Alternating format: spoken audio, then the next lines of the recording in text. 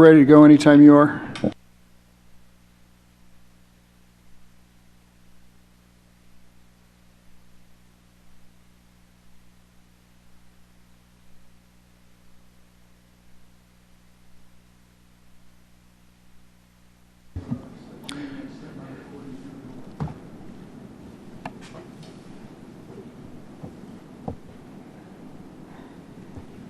Recording in progress. Okay, I will now call to order the September 25th, 2023 Board of Directors meeting for the Kitsap Public Facilities District. And the first thing will be public comment. Marion,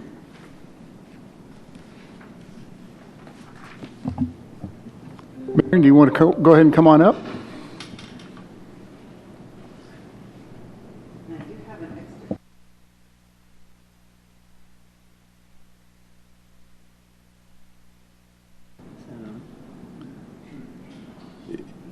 You may not be on. Yeah, I'm not hearing it very well.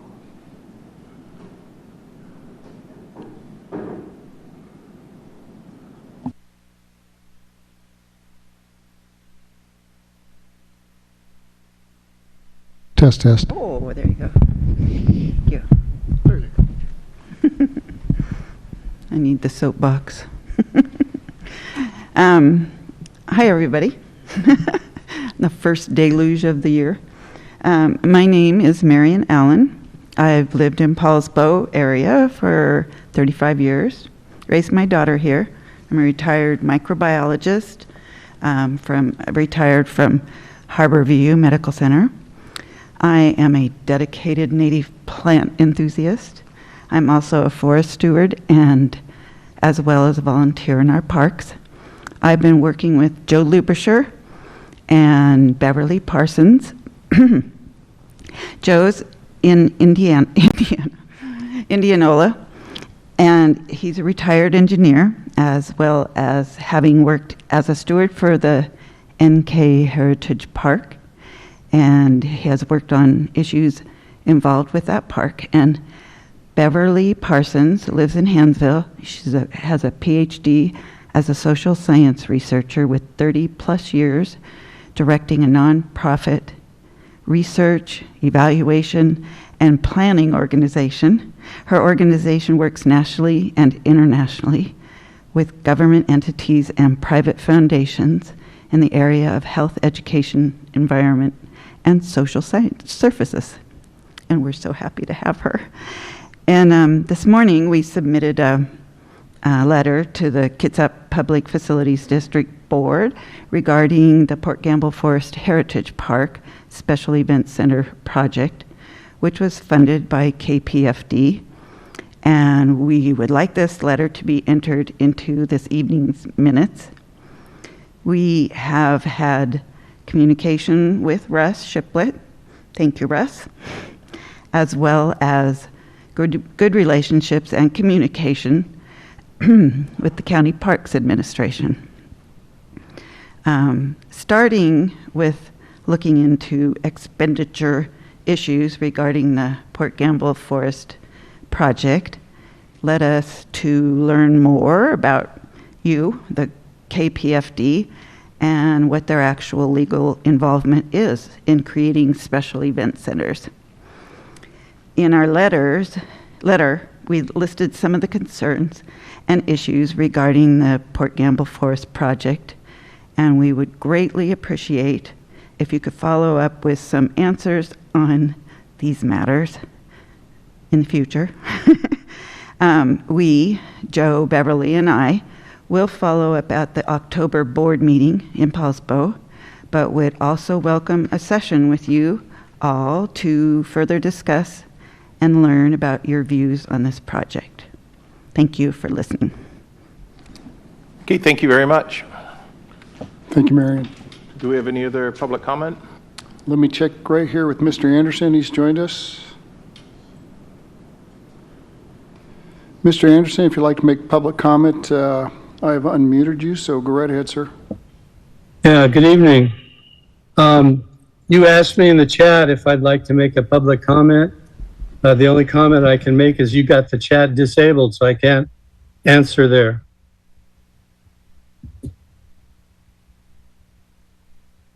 That's on purpose, Mr. Anderson, so. So, no other comments, thank you. All right. Carry on, please. Thank you. Okay, thank you. Any other public comments? No, Mr. Chairman. Okay, then we will move on to item 3, which is a approval of the consent agenda. And if everyone's reviewed it, do we have a motion to approve the consent agenda? So made. And a second? I'll second. Okay. And discussion? No discussion. All in favor of approving the consent agenda? Aye. Any opposed? No. So the consent agenda is approved. With that, we will move on to item 4, which is the Port Orchard Community Event Center report. Mr. Chairman, before we do that, I just wanted to point out a couple of slides. Mayor Putaansuu, this will only take me just a second. The first one is on the sales tax rebate. You saw that our last month's was $155,000.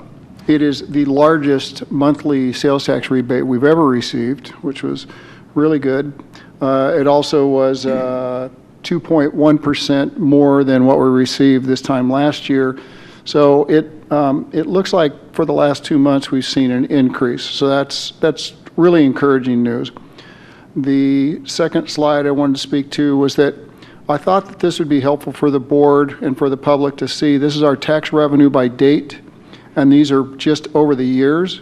And so you can see by the chart, you can see just a trend as it's trended start to go upwards. And now this obviously is 2023. We're not done yet, but in all likelihood, we will get closer to $2.3 million by the end of 2023. You've already seen this in your consent agenda, but that's just our expenses, our revenue and expenses for the month. And then the 2 projects you just approved, one for Port Orchard Community Event Center, and then the other invoice for the Port Gamble project. All right, I am done. Okay, thank you. And Mayor? Oh, I'm sorry, push it again on top. I'm sorry, I shut it down. Test. There we go. All right, Russ has my actual presentation dialed up, but I also gave you guys another packet of information, and I don't want to go through it slide by slide. It's really just informational. And this slide deck came about, and it's been my road show here since August, when Transportation Secretary Buttigieg came to Port Orchard. He came with, and I've been in Port Orchard since 1970. And I don't recall ever having a senator in Port Orchard, let alone 2 of them, and the governor and the transportation secretary and Derek Kilmer. It was a pretty cool experience. And we didn't know he was coming until a week before, and we couldn't talk about it because of security reasons. And then it kind of got leaked out a day or 2 in advance, and that was fine, but we couldn't push that out there. But the day before, well, actually, let me back up. The Friday before he was going to come midweek the next week, his staff reached out to me and said, so I just want to share well, it was cool to have him there and shake his hand and get a picture taken with. But the best part was the Friday before, when his staff reached out to me, says, hey, could we get your cell number for, logistical reasons for next week? And about an hour later, an unrecognized number from DC, this thing turned off, didn't it? No. Still here? No. There we go. Back on again. He's coming. He's going to change my batteries. I know. Anyway, it was the transportation secretary, and I had the privilege of having about a 10-minute conversation. All right. We'll go with this one. About a 10-minute conversation with me, asking about, what the impact of the award that the federal government was providing to our community. Wanted to talk to me about Port Orchard. And so that was the highlight of that. It was that phone call. But the day before the transportation secretary came to visit, the governor's office called and said, hey, we've provided money to Port Orchard too. Yeah, you have. And I started naming it. Well, could you give us, a list of all of the stuff? So My staff put together this packet that's in this slide deck that's in your packet. Then the governor gets there the next day, and he got ambushed by the media about the performance of the Washington State ferry system. He didn't use any of this stuff and it made us realize, wow, all the things that we've got going on in downtown Port Orchard that all started with the idea of a master plan project and a community center and your guys' investment. So there's $161 million of investment by this slide deck, and it's actually outdated. We're up to $165 million now, because a few weeks ago we got another award from the state for another project, and this is just our downtown, what we've got going on. So less than 7% of that is local dollars, and you guys started that, and we've got private investment, federal investment, state investment, and because people are believing in Port Orchard. So I was just a thank you to you. I'm not going to go through all the projects. You look at it at your leisure, but I just wanted to start with that and a thank you.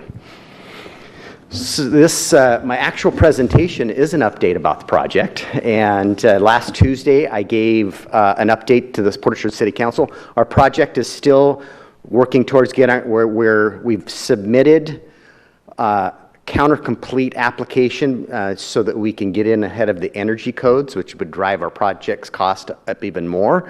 And so we've achieved that, but we're still working on the 100% design. So there's nothing really more to update you on that. The bank is also in the same process with us.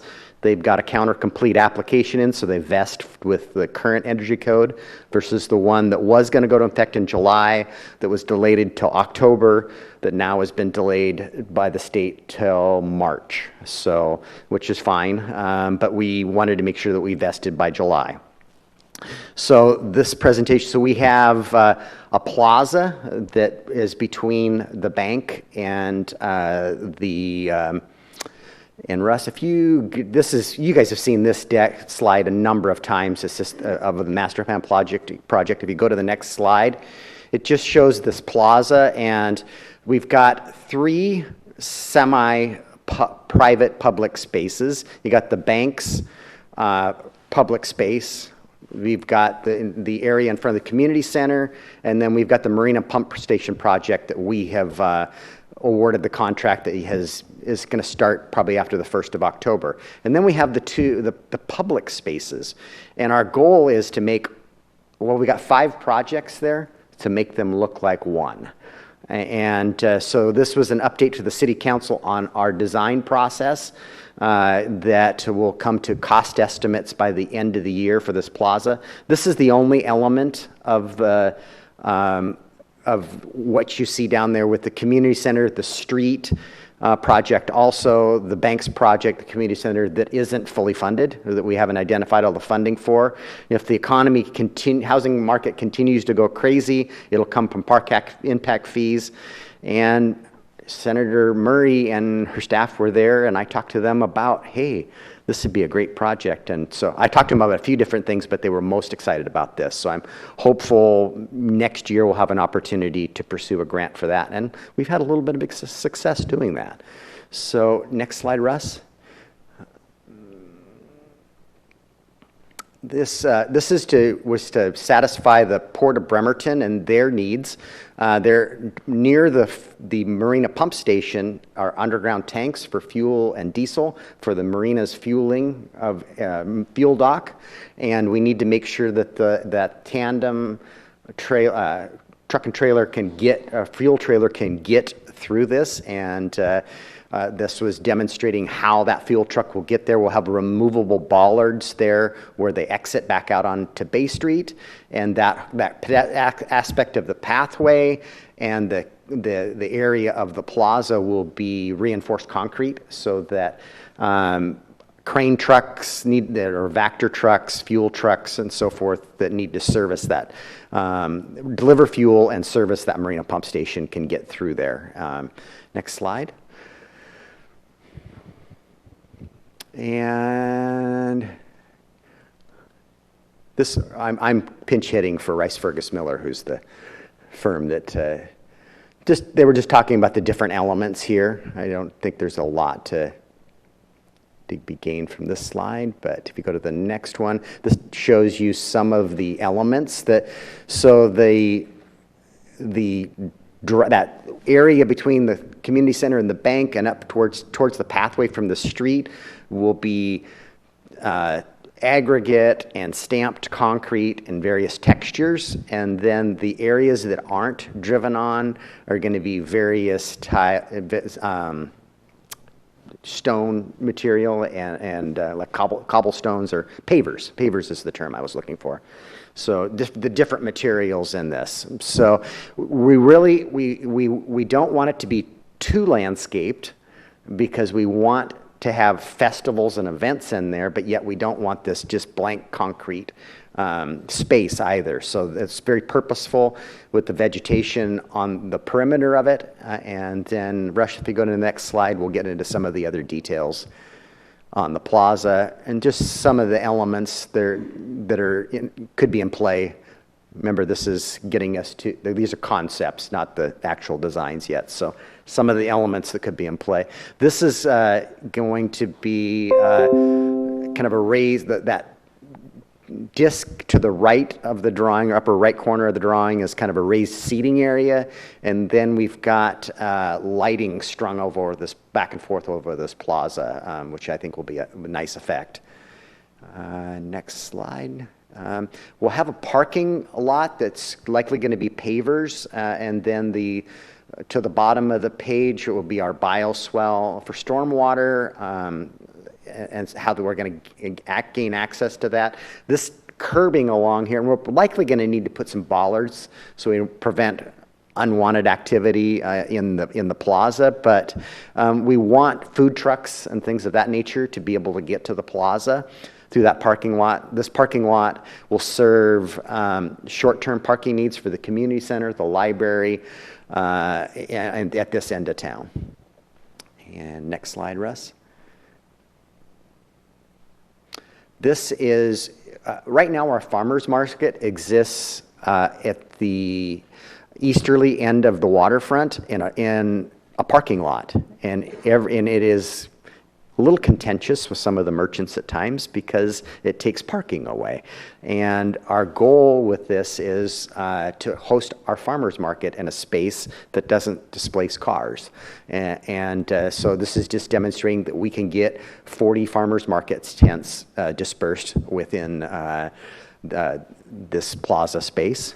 And our goal too, if just below the lift station, kind of in that intersection there, right in there, Russ, just to the right of that side, right there, is where we're planning on putting a receptacle for our Christmas tree that's typically in front of City Hall.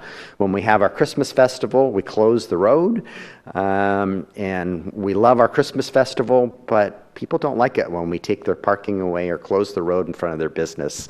And so this will give us the opportunity to hold that festival without having to close the road downtown, and it'd be visible from the street. So that's one of our plans. Not to say we won't have a Christmas tree in front of City Hall, but if you like that, but we want to hold the festival somewhere else. And this, and many times during the summer, we have larger events than this. We call the night market. Fathoms of Fun hosts a number of events, and this is just, so if we didn't have an event going on at the community center, and you closed Frederick Street, put some food trucks in there, put some tents out in front of the community center, shows we could get 8 food trucks and 86 tents for a large community festival on our waterfront. So once again, without displacing, closing the streets and having very minimal impact to parking. So that was my presentation I gave last Tuesday to the City Council. Only feedback I got from them was they wanted to make sure that we had not just different textures, but different colors in the concrete. So pretty minimal. They were thrilled with the progress on it. And like I say, we'll have cost estimates for this project hopefully by the end of the year, and our 30% design complete. So last week was a check-in with them, and I thought it would be appropriate to give you guys a check-in on this too. So questions about this or the community center project, I'd be happy to answer them. Do we have any questions?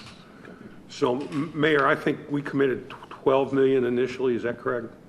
That sounds right, yes. And so that's what you said led to 161 from Yes, total. and this slide does show a larger number than that, because remember, I came and talked to you about we've had cost increases, and so we're marching forward believing that your revenues are going to continue to come in strong, and that when we get to awarding a contract, likely in 2026, because the bank's got to build their building, get out of our way, and those numbers that we provided you had 10% cost escalation over this period of time. We certainly hope it's not that much, so we've estimated high, and I know that you've committed that you're all in on our project, but you won't commit to the dollar amount until that time when we go out to bid and have our final estimate, our final numbers.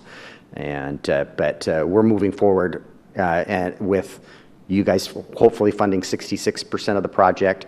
I do have, you know what, since I've been here last, the library has signed a formal agreement versus a verbal agreement, having a verbal agreement for half the remaining costs with us, and they have hired a person to conduct the capital campaign that they've kicked off to raise the dollars that they need, which are estimated at about $5 million, just like the city. So we're going to have about $10 million in the community center, and many more millions of our dollars and other folks' dollars in the street, the plazas, and the other elements in downtown. But thank you for that question. You're correct. Mayor, thanks for coming. I think it's a great project, and you guys, I like the design and the layout. One thing I noticed on some of the slides was there's the 7-Eleven pretty much right adjacent to it. Yeah. Obviously, you guys are focusing on the current project. Is there internal discussion or anything about moving out, expanding, like at least the boardwalk along the rest of the way, or what's the status of those adjacent properties? Yeah, and one of the projects that's in this list is our concepting for the Bay Street West, what we're calling it, and we have design dollars for that to figure out that route and do 30% design to take for phases 1 and 2 of the pathway go to the east towards Annapolis. We've built phase 1. We've got the construction dollars to build phase 2. We're just finishing the design and right of way. And yes, I believe that we are going to go east. I know that my preferred route would be behind 7-Eleven, but it needs to be probably cantilevered somehow to do that. Initially, we didn't. Our eyes were on the Ports property and 7-Eleven for the community center. And the Valist family was not interested in selling that property at all, and that's how we ended up with the bank's property. It would be very desirable to us to see something else there. I mean, we need a convenience store downtown, but maybe not in that location. I know, and Dick Valist was a fabulous human being in our community, and he recently passed away, so I don't know if that's going to change any of the family's plans, but he was very adamant that he didn't want to sell, and we respected that.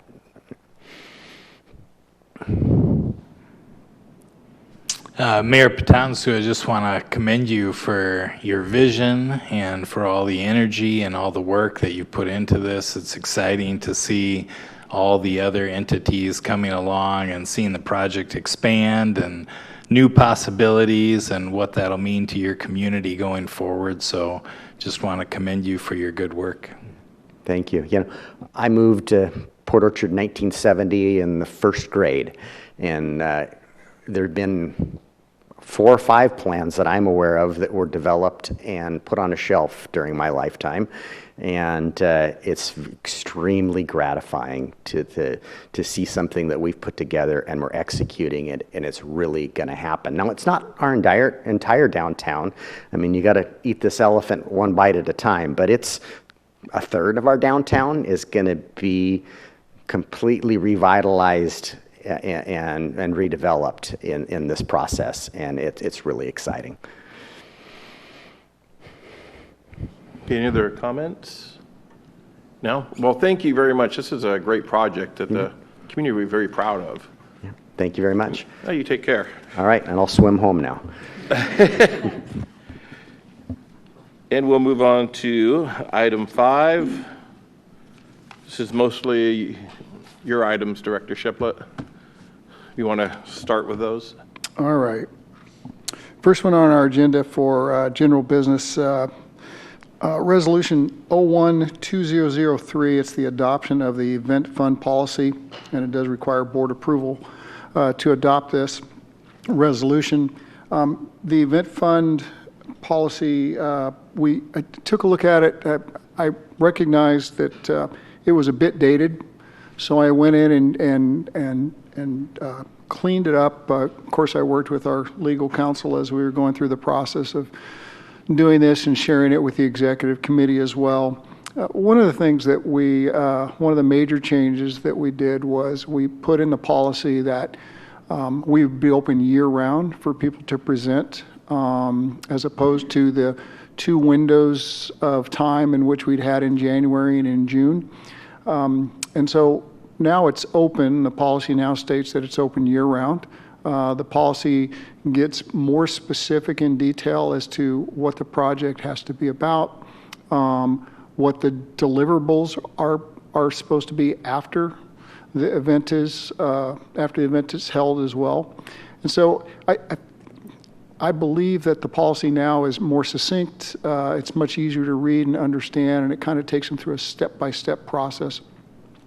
And then included within the policy then as an attachment is the actual application itself. And again, I went in and I cleaned up the application and tried to make it more succinct and having them fill out the necessary information so the board can make an informed decision on to whether or not that they wanted to approve that fund. So what you have in front of you is the resolution that would adopt the new event fund policy. And if it is adopted, then I'll put it on the website tomorrow and we'll make it official. Okay, do we have a motion for adoption of the event fund policy, Resolution 01-2023? World being polite here. I so move that we adopt Resolution 01-2023. And a second? I'll second. Any discussion on it? Mr. Chair, I have a couple of questions. I don't believe this is going to involve a change to the resolution, but I might ask, and I'm sorry to kind of blindside you, Director Shiplett, there are requirements post-event for some reporting back to the district. Correct. Do we have that defined already? Did I just miss that? We do. We do. Okay. Yeah. It's both pre and post. And it gives the information as part of the policy itself as to what the expectation is after. Is there a form or something that they should be filling out? I guess that maybe what I was looking for was an actual form that they should fill out and send to us post-event. Correct. No, there's not a form that they fill out. It's just the explanation of what is required of them post. So maybe my input would be that we would require some post-event documentation just so that we can know and better understand how we can target these funds for better use in the future. Not that I'm saying that they're used incorrectly today, just that gives us insight into what's worked for others so that we can help others in the future. No, most certainly. I agree wholeheartedly. What I said down here at the bottom, right before it says delivery instructions, event fund recipients must provide to the KPFD Board of Directors with detailed post-event reporting, including overall evaluation, demographics of the participants and attendees, estimated number of overnight stays in Kitsap County associated with the event, financial report comparing the event marketing budget with the actual expenditures, and then outline of any future events to be held in Kitsap County. Good. I just had one comment. It's just one small typo I noticed under purpose under the actual event policy itself.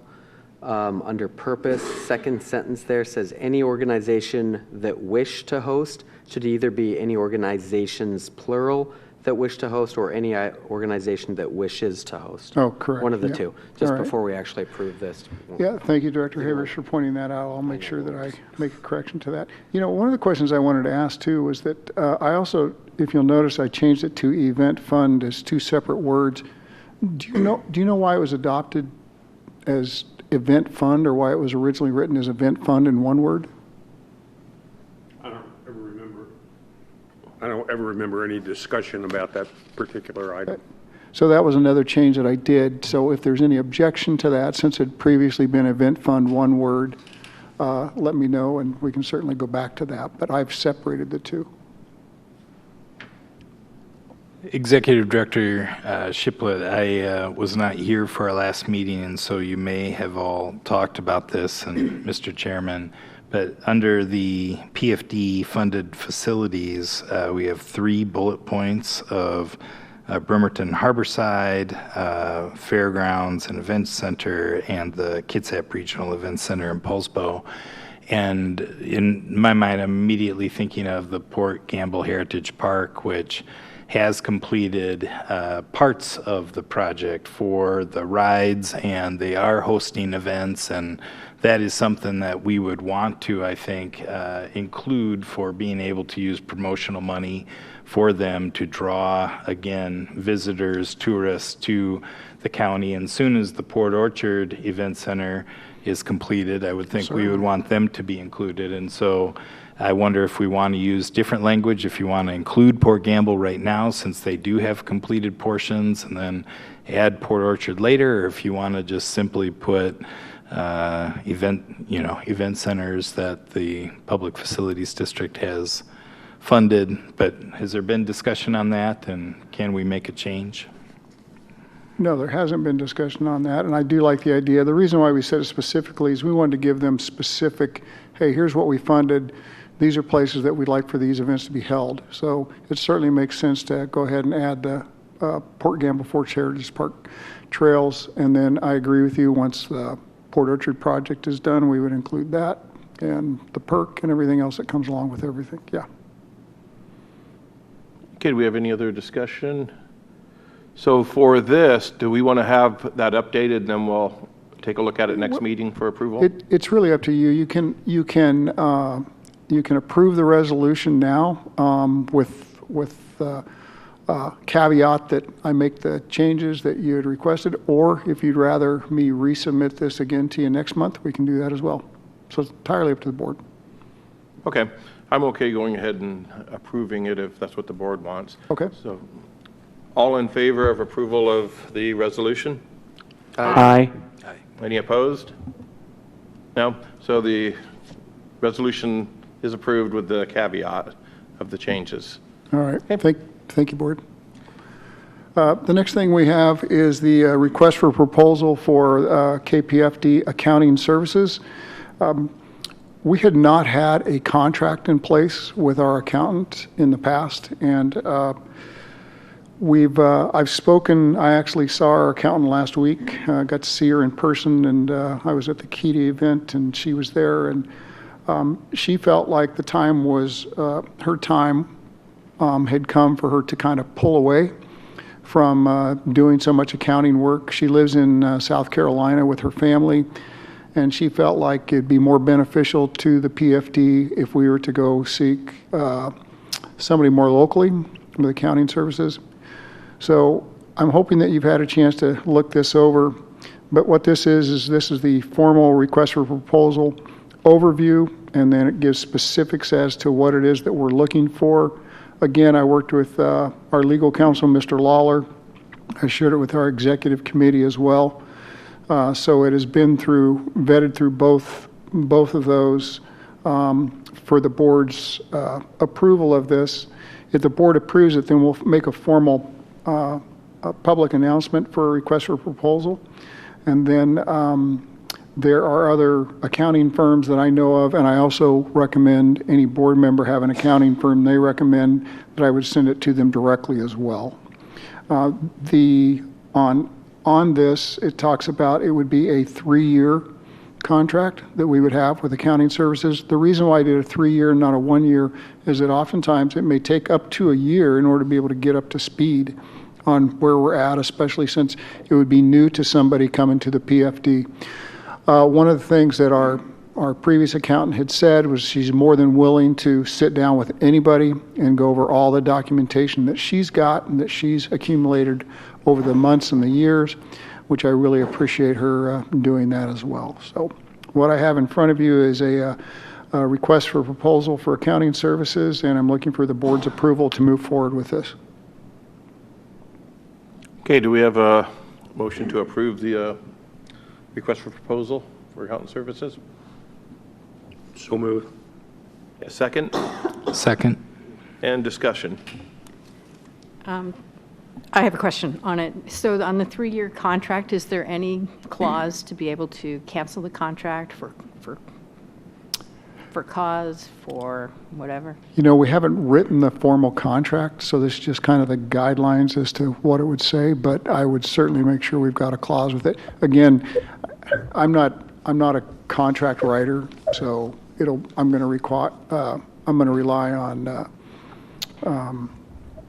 Mr. Lawler to help me with that contract. But yes, certainly, and he's certainly aware of doing things like clauses where if we had to back out, we certainly could. So I think it's an excellent point, though. Yeah. And then I know that the accounting provides, not the accounting, the county provides most of our financial information. Correct. To our accountant. So is that going to be addressed in this RFP? Because I think that makes this a different beast. I mean, and then do we have QuickBooks on our side? Do we have what? QuickBooks on our side?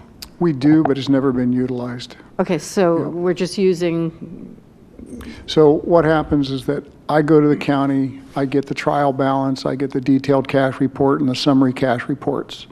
And then from there, and I've had to do it for the last several months, that's how I have created the revenue and the expense report that you all see in your consent agenda.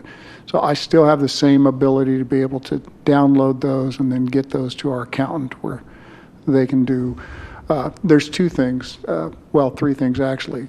Our quarterly 941s have to be filed with the IRS, so using those documents to do that each quarter, our annual tax return, and then the third part of it is our monthly financial statements. If you remember, this was back in November.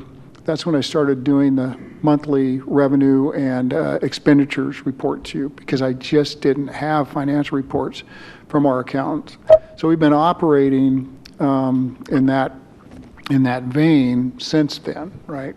What I hope to get, well, not what I hope to get, what we will get is we'll hire an accountant who's going to put those together for us each month. They will be the ones that will present it to the board of directors and not myself going forward. So I think on the RFP, when we're going out for proposal, we should at least make note that these people will be coordinating with they're not running the books. In other words, the county's presenting information and then they're repackaging. Correct. And one of the criteria I said that we were looking for in the experience was the quarterly filings, but then profit and loss detailed summary reports, budget performance reports, cash balance detailed summary, 941s, the 990 return organization exempt for income tax returns, and then the Washington State Schedule 01, and then the annual return. But I also talked about, trying to find it in here. When I said familiar with filings required for public entities. So, yeah, and I will tell you that it's been frustrating to get the right kind of information from the county because they only have one way of really providing that, and it's not really conducive for what an accountant looks like when they go. So our previous accountant had really kind of struggled with taking the same data that they had and trying to get the numbers to match, and I think you'll remember that she's expressed that on more than one occasion.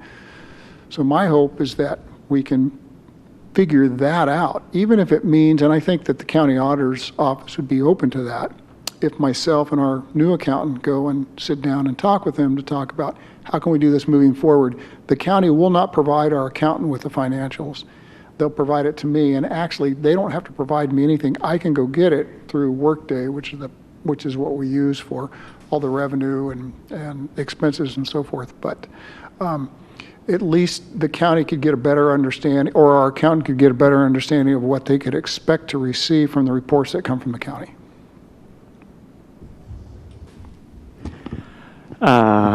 Executive Director Shiplett, two things quick that I had noticed. One, there's no date at the bottom. Do we know how long we had anticipated to leave this open?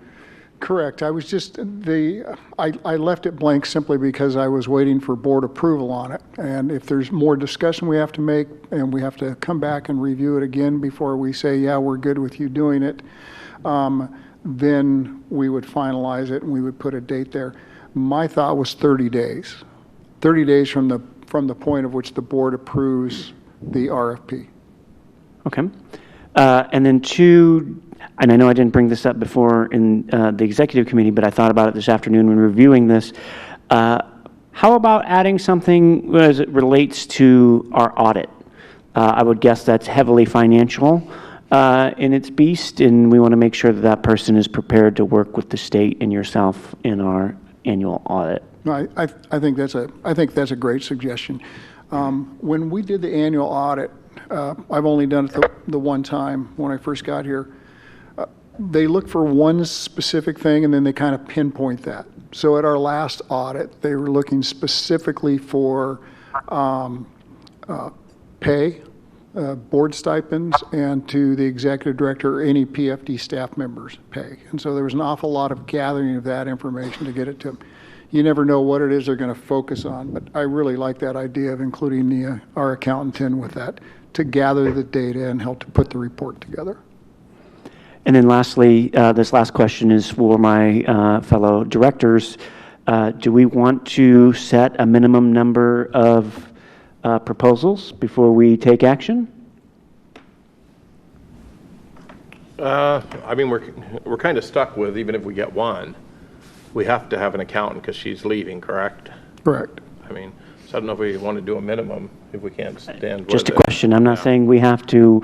I like to have choices, but I also know that we may not get a few. I guess that's my invitation, and I believe Executive Director Shiplett also mentioned that he'd like each of us to recommend a firm.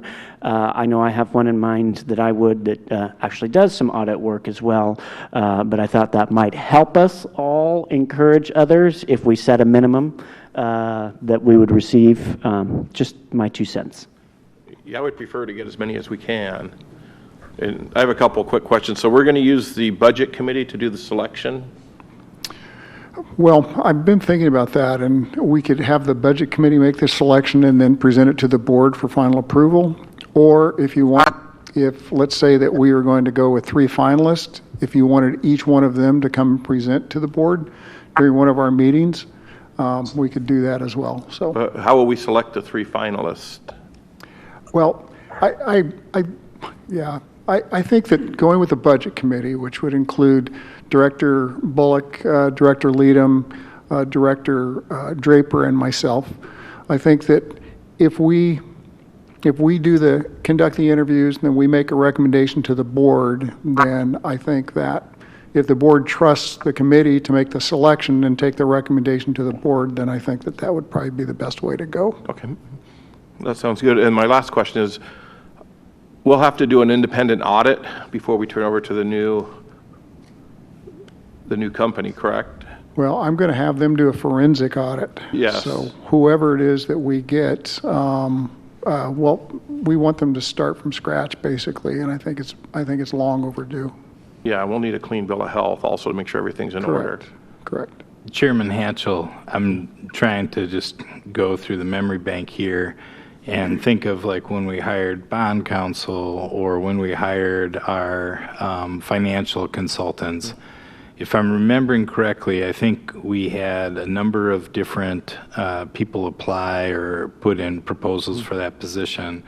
And then that committee did bring the 2 finalists to the board, and then those groups presented to all of us, and then we made a choice. Yes. Am I correct in that Yes. memory?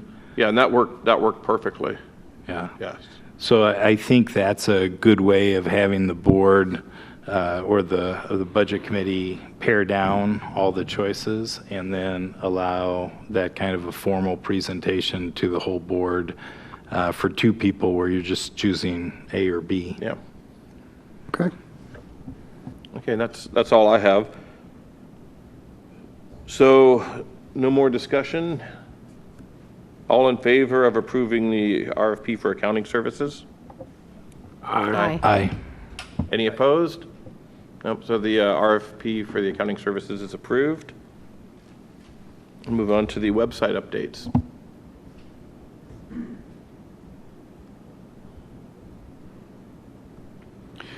Okay, I think I finally have completed the task that I put upon myself to get our website fully up to date.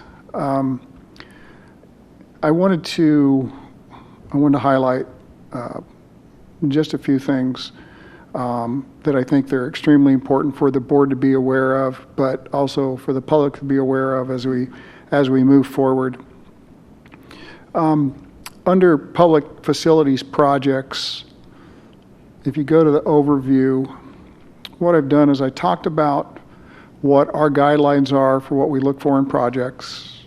I cite the RCWs that they can go directly to. If you click on that, it'll just take you to the PDF file of that RCW. I talked about examples of previous projects that we have funded. Then as you scroll down past the guidelines, you'll see where it says click here to learn more about the project evaluation process. So what I've done here on this page is I talked about the extension of extending our sales tax rebates to 2041 and talked about House Bill EHB 1201, which is the bill that extended it. If you clicked on that again, that will take you directly to that House bill.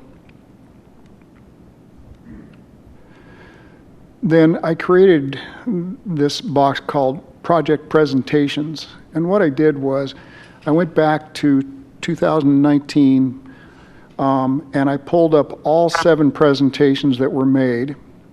If you click on any one of these, it will take you directly to the YouTube page. It'll take you directly to the YouTube for that particular presentation.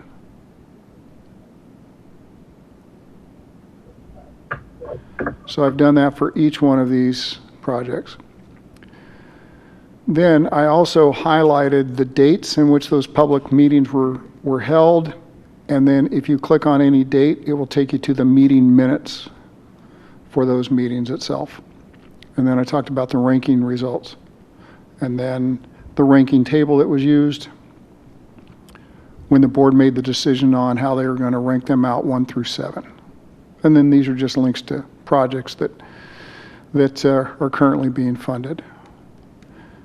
So I felt like that page specifically was really important, and especially to the public, to kind of figure out, well, how do you guys make the decisions that you do? And can we get a glimpse into the presentation, meeting minutes, and so forth? So absolutely. The second thing I wanted to show to you was I created supporting documents in meeting archives. And what I've done up underneath supporting documents is I've included all the RCWs that govern us. And then anything that's in orange, it's highlighted. You could bring the PDF up of those RCWs. I've included our bylaws, our annual sales tax revenue to date. Let me just click on that one there real quick so you can see what that looks like. That's the same chart that I shared with you. And what we'll do is that every month I will update that. So as our figures in 2023 go up, then this chart will move accordingly. And then investments by facilities to date, that'll just show each one of the projects that we're currently funding and how much we've invested in each one of those projects to date. I've included the interlocal agreements, not only for the ones that we're currently working on, but the ones that we have done in the past. So each one of these have a link to their interlocal agreements. And then the last thing I did was I created the resolution starting back in 2002. I noted what the resolution contains, so it's a little explanation. On any one of these, you can go and click on it. It will bring the PDF copy of the resolution up. I felt this was important for any board member that wants to go back and go, gosh, I remember a resolution back, or I remember we did this or that, or when you're going back to take a look at something and you go, well, I know we do that every year. What did it look like the previous years that we did that? And so every one of these are up to date, which would include establishing the KPFD event fund policy since the resolution is passed. So there will be a link that will take you directly to it. And then finally, the meeting packets for the meeting minutes, and then the meeting packets. So obviously, I send the meeting packets to you, but if the public wants to look at any of the meeting packets for each one, they're all laid out for every meeting that we've had this year, including any special meetings that we've had as well. And then previous years. And then the final thing I did, well, I updated the news and PR, but I just included the most recent article that mentioned the PFD in the paper. So this was an article in July 28th talking about the Portage Community Events Center and the contributions that the PFD is making towards that project. And then finally, and then I'm finally done. There's a link down here that says Public Records Request Form. If they click on that, I've created this and made it as a fillable form. So all they've got to do is just fill in the information, and then I've created a submit button. So when they submit it, it sends an email directly to me, and so then I will get that form filled out. So they don't have to print it, fill it out, scan it, and send it to me, or mail it to me. They can just do it all right online now and then submit it to me. All right. So any questions on the website? Oh, the last thing I did too is that you notice that every time you go to the homepage now, the screen changes. So it always came up with the Kitsap Conference Center as the very first one, but I felt like anybody that goes to the website, it's kind of exciting to see all the different things we're doing. So every time you go to the homepage, a new screen will pop up for our different projects. All right. Any questions about the website? Yes. Yes, Executive Director Shiplet. 2 items. One, I might recommend that an email goes to someone else.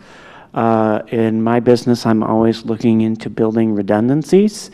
Not that anyone would wish anything to happen to you, but should something happen to you, I'd rather make sure that somebody's behind you, ensuring that it's getting taken care of. You're talking about for the public request?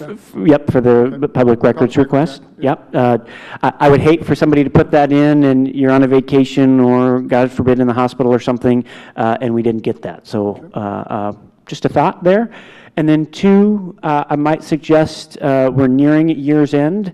I know there is a budget for our marketing that we are going to come nowhere near using. So I'm going to drop this little nugget for my fellow directors. I would like to propose, as we get into our last meeting of the year, authorizing the use of those leftover funds for content for our website, for Director Shiplet to go out and be able to get us some additional content for the website for in the future. So know that might be coming. Will you expand on that for content? Yeah, so you'll notice on certain pages of our website here, I noticed there was a YouTube channel, right? Things that we can post right here. If we had stuff on our YouTube channel, it'd show up right there. I'd love to be able to give him some additional things to put out there on behalf of that. So whether somebody's creating that content for us or creating additional things around our facilities, I think it would be a wise use of our monies. Executive Director Shipley, I just wanted to say this is fantastic. Wow, what a difference from where we were 5 years ago, 10 years ago, 2 years ago. So thank you for your great work. Absolutely. So one quick question, are you able to tell how many people actually visit our website? I can't. I mean, there's a analysis that goes on that's part of Google, but I'm not the guy to ask that question. Now, what I could do is I could go to Interlock Solutions, who's the one that's the brainchild behind this and who I go to when I don't know how to update something, and I can certainly ask them if they can pull up the statistics. I don't know if they have counters on them, or it'd be kind of nice to know, I guess, how often it's visited. I agree. I just haven't taken the time to look into what it does to pull that information up. Anyone else have anything else about the website? No, I just want to put my accolades in too. This is really fantastic. Thank you. Absolutely, absolutely. Yeah, if you'll remember, one of the first or second meetings we held, I talked about creating a table with the resolutions so the board members could go to it. So this is my solution to that table for resolutions, and I felt like not only is it important for the board, but it's important for the public too, to be able to pull those up. And this might be more for Brian. You might know. Do resolutions ever expire? No, they do not. They stand until amended or superseded or canceled. Okay, thank you. Russ, am I correct? We don't have any, excuse me, anything outstanding actions pending with racetrack for the Port of Bremerton and South Kitsap. I know we have that 10-year payback that we entered into, but there's nothing else on the table from them?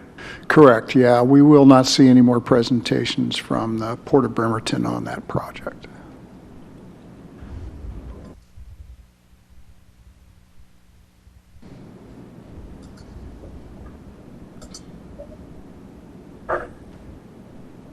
Okay, if we're done with discussions on the website, then let me go to my last two items here. Get back up to the top.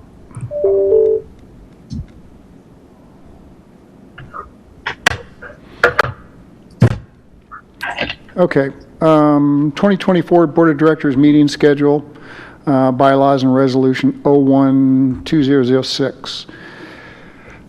I took a look at our bylaws. Well, first, let me go back. We've had 3 or 4 meetings this year that have been 15-minute meetings at tops, right? It's because we haven't had a presentation. There hasn't been much going on. And that's really not blaming anything or anyone other than the fact that it's just been kind of quiet. You know, everybody's kind of working on their projects and getting things done.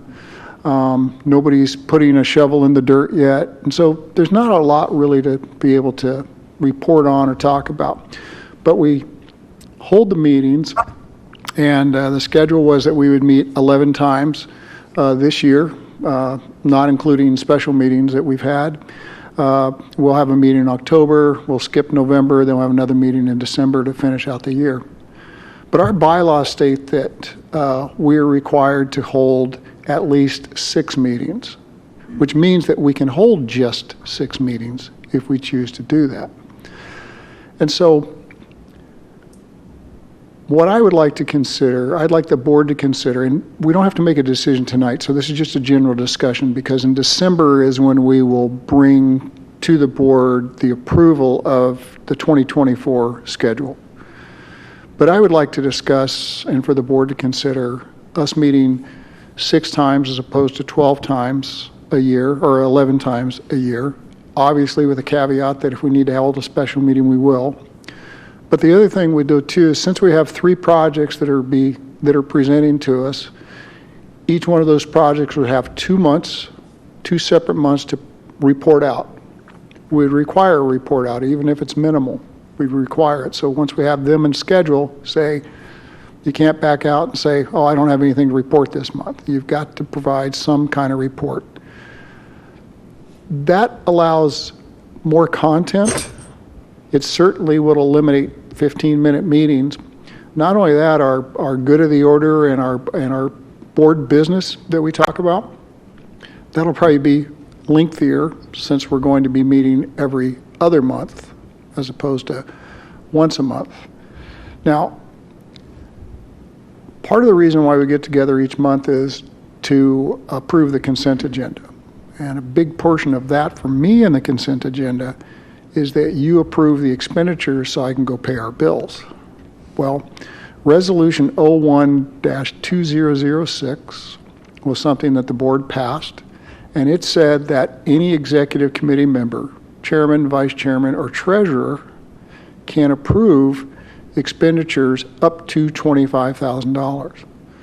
Well, I've never had a blanket voucher yet that's exceeded $25,000 or really kind of even come close to $25,000. Typically, the blanket voucher for our overhead is in the neighborhood of about $11,000 to $15,000. It just depends upon the month. So I don't think that we risk exceeding that $25,000 limit. Doesn't say that we can't make an amendment to that resolution or write a new resolution to increase that amount. So executive member could say, Russ, I give you the authority to go ahead and pay the invoices.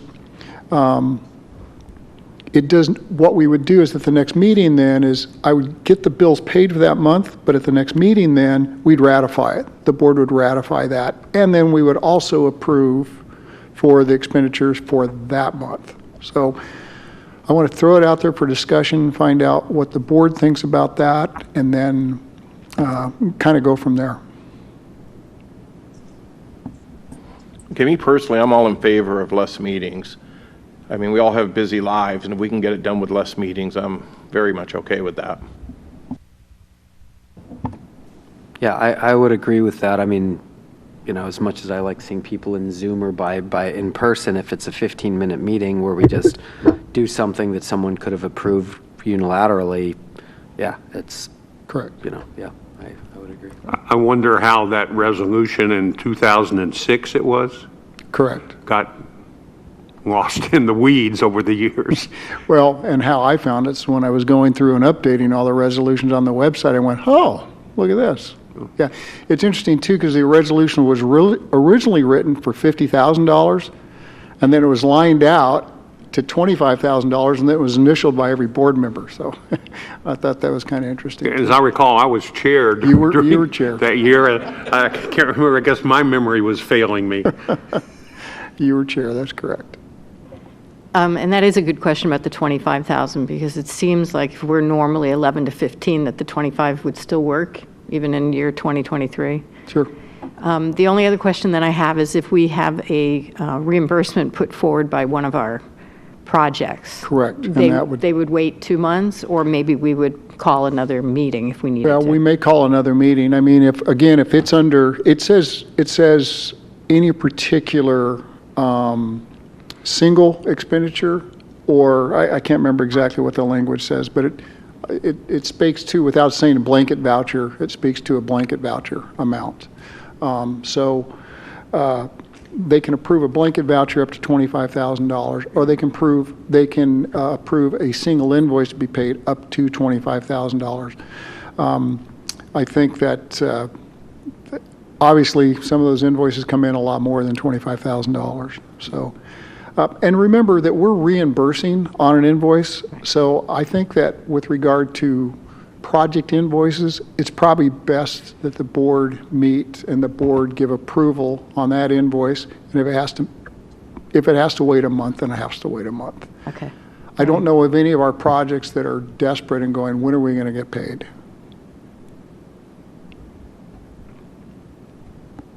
I remember we used to cancel meetings because we had nothing to really talk about. So we kind of were doing that before all these projects came on board.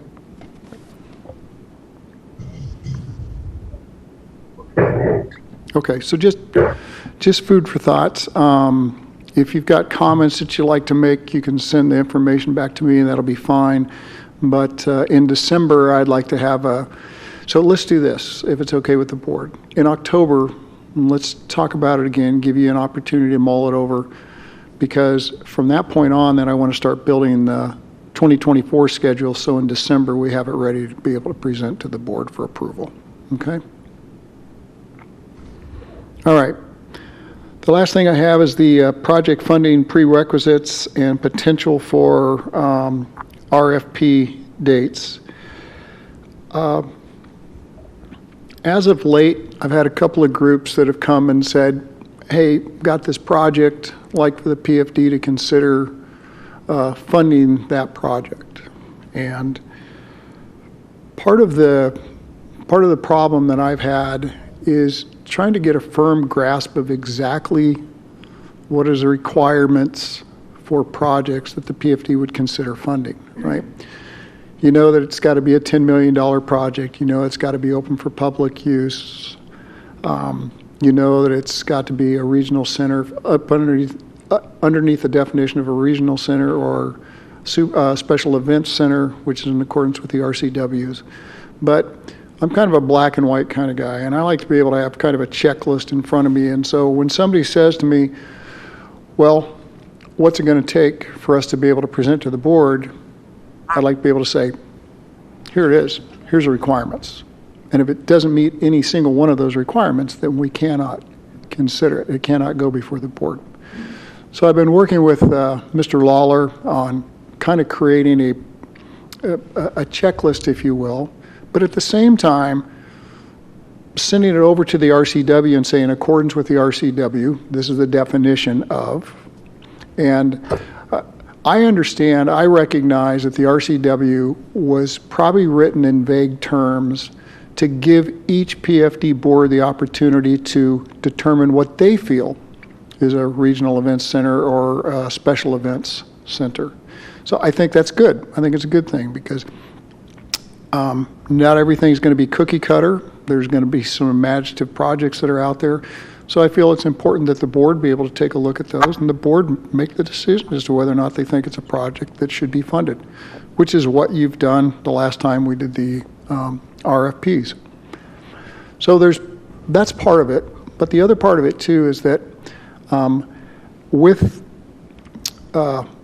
my getting an awful lot of requests for meetings and, hey, we want to talk to you about this project and so on and so forth, I think it'd be beneficial for us to come up with a date that says we're going to open up more RFPs by this particular date or within this next year, or, say 2028, 2030, whatever it is it looks like that the board feels that would be a good time to open up for more requests for proposals and take a look at projects.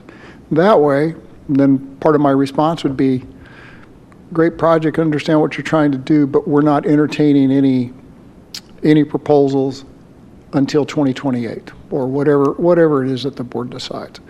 So again, I want the board to kind of consider that. I will continue working with Mr. Lawler on kind of how you break that down so it's a little easier to explain to the public on what it is that we look for in a project.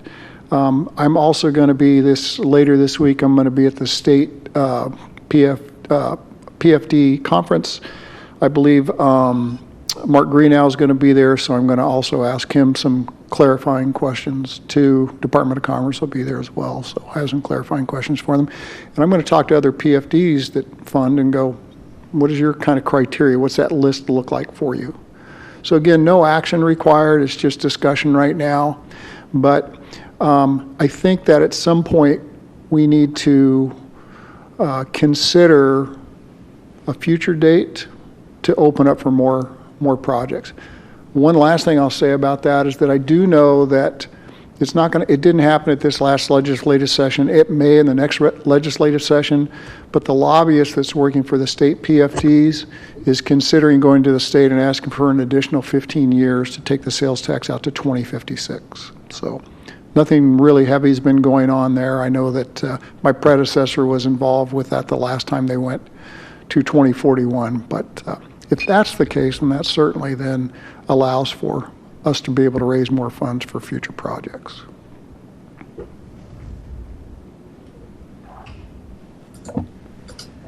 Any comments on that? I think, Russ, a good suggestion. I personally would like to see some movement in setting a firm timetable. I mean, it may take a while to get there as to when a good date is, especially, hearing presentations from the mayor about costs and overruns, and we don't know what these budgets for the existing projects are ultimately going to be. Correct. But I think, Executive Director Shiflett, I've received calls, from people saying, I've got this project.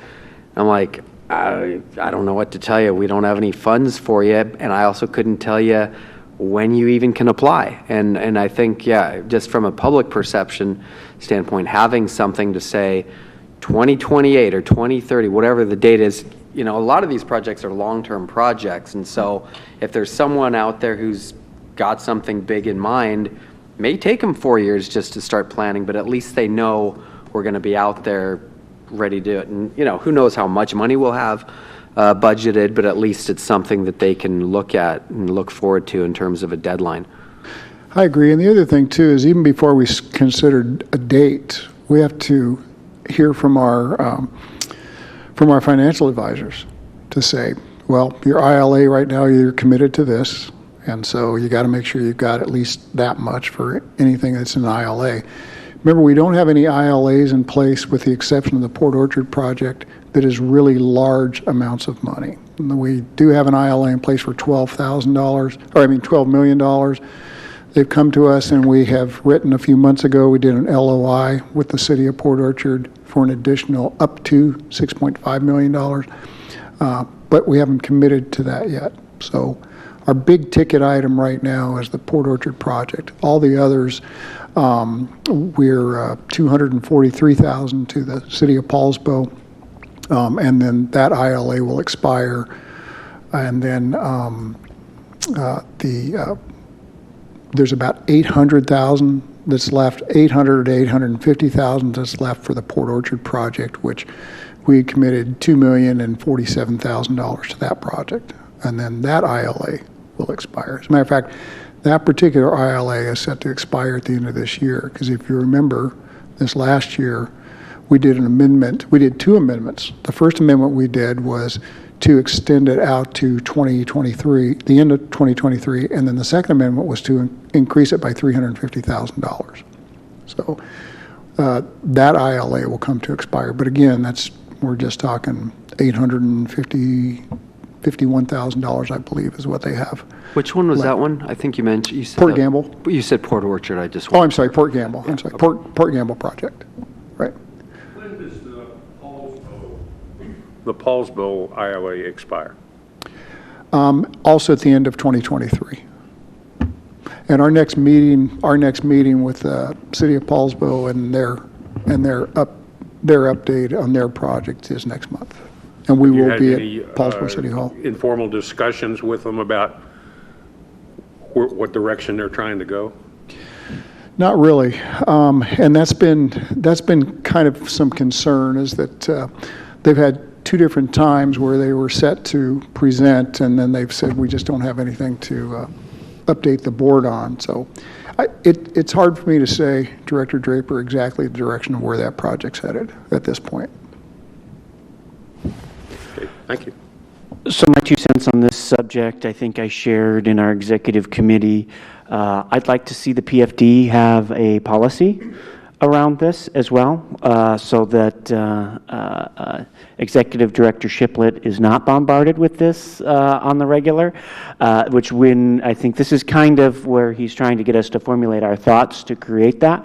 I was in office today. It was the first day back since our executive committee meeting, so I still have a letter to link you to the person I've used for policy, so I'll get that out to you, Russ. But I think that would help immensely to know that we are not actively soliciting projects ongoing, and that these would be the things that we'd be looking for when we do, and look out at this particular place for when we do put out a request, because I too get some of those same things as you do, Phil. So I think it would be beneficial to all if we had a policy in place that we could refer to at any given point.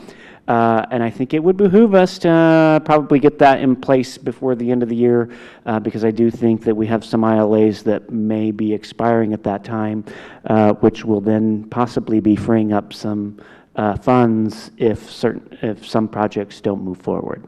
Certainly.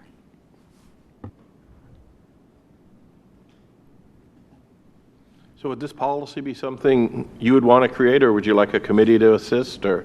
No, I definitely want some assistance on it for sure. Because we can get a committee of 3 of us to assist with that, to come up with a date and all that stuff, because that's a lot of work.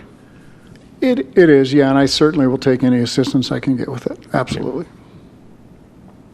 I think Mr. Lawler would appreciate that as well. Sure. Okay, do we have any other comments, questions? Just, it's great to see you all. It's great to see you all and be in the same room with you.